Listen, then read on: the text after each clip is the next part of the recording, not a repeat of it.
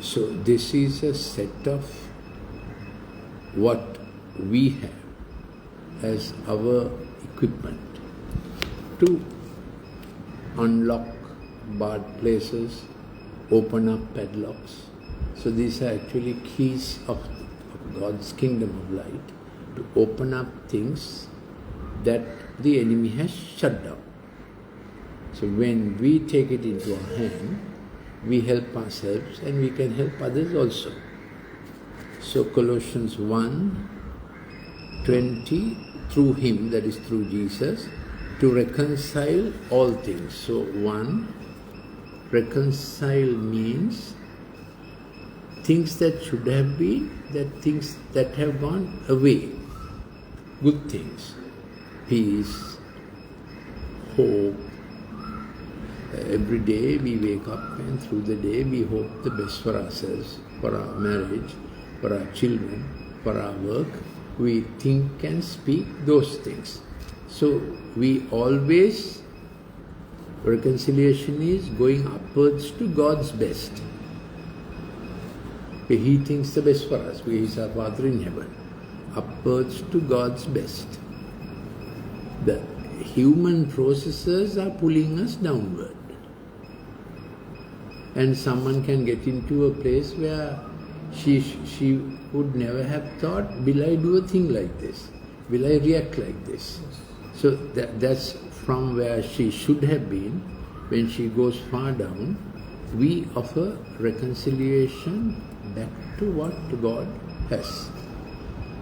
So through Him to reconcile all things, so sleep patterns, talking patterns, thinking patterns, which medical drugs can't do. Counseling is helpful to understand the issue. But when the Holy Spirit is working, He is bringing solutions that you can exercise over someone who is unwilling also. That's why the Holy Spirit is helpful. Whereas counseling will help those who are willing to listen and apply. It is very useful because that's a good structure. But Holy Spirit will anyway begin to work with a person according to our request. So Himself, having made peace through the blood of His cross. So this peace comes to us from the cross of Jesus. Not only do we have peace in ourselves, this peace can move into a brain that is discordant and thinking one thing and then doing another thing, and self-sabotage is, it's not good for you. Normally people, even if they are not very good towards the other person, you will do that which is good for you. But this is things that are not good for yourself. It's not in your interest. So this is God's peace, that whatever is discordant, He puts together, even in another person's attitude, thinking patterns, to Him having made peace through the blood of His cross. So Jesus' blood gives us the authority and what He has given us from the cross, we can give to another person. That's His blood speaks. Crucifixion was once and for all, but the blood of Jesus speaks always a better thing than what I am thinking for myself. Better thing than the unraveling someone else is going through. Because of the blood of Jesus, we take hope, we take faith, because Hebrews 12:24 says, blood of Jesus speaks better than that person's behavior. Otherwise, little by little, that person's behavior gets under our skin, we get weary, then we think, Jesus, on the cross, while shedding your blood, you thought of me better than I could. So while we were yet sinners and into all kinds of rumpus and deceptions and temptation, He thought better for us. And His blood, thinking better, speaking better, got through to us. It may have taken some time, some resistance, but His blood never gives up. So we can speak what He has given to us for another person also.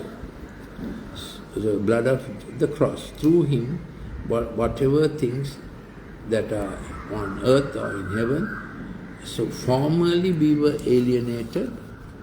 So without Jesus' putting us together, alienation comes. That's the human nature of what is together, different factors in our own mind or some other enemy factors outside, pulling us apart.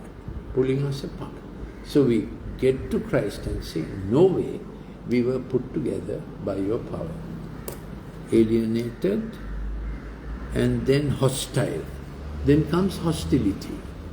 People who should speak to each other in love think hostility and speak in hostility.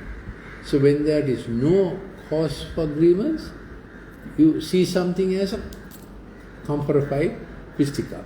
So when we speak the blood of Jesus, that situation has to bow down to the name of Jesus. Alienation, hostility, then evil deeds come out of this mindset, no? So initially evil deeds are hard words, harsh words, and evil deeds then increase in proportion. But we want to attend on these two. Then, yet now He has reconciled you with His blood to present you before Him holy and blameless and beyond reproach. So reproach is the thing that comes to the person who does the error.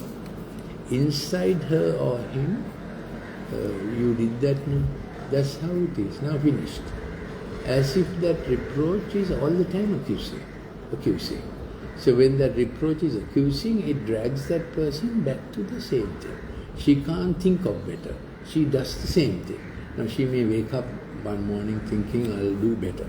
But with the first incident comes the reproach. No, you can't do better. So people believe what is spoken inside them. And what speaks inside us comes from past incidents.